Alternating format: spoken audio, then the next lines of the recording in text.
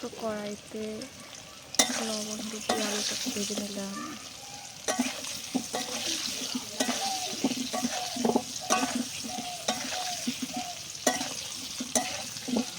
কড়াইতে আমি তেল দিয়েছি, আলুটাকে ভাজার পর নিয়েছি। আজকে আমি মটন রান্না করব, তার জন্য আমি মশলা করে রেখে দিয়েছি। তেজপাতা, জিরে ফোড়ন দেব। ভালো করে পেঁয়াজটাকে ভেজে নিচ্ছি।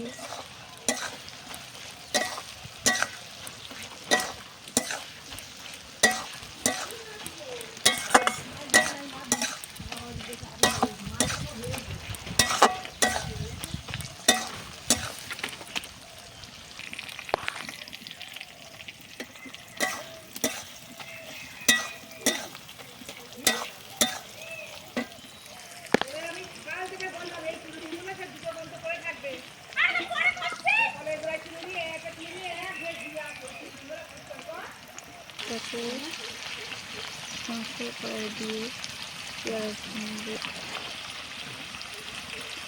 মশলা দিলাম, আদা রসুন বাটা দিলাম। ভালো করে মশলাটা কষিয়ে নিলাম।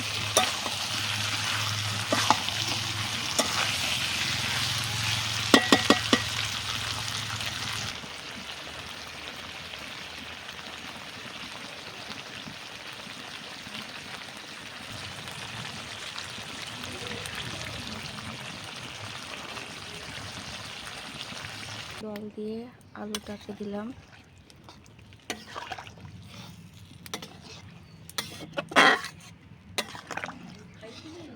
কষা মাংসের মধ্যে জলটা দিলাম।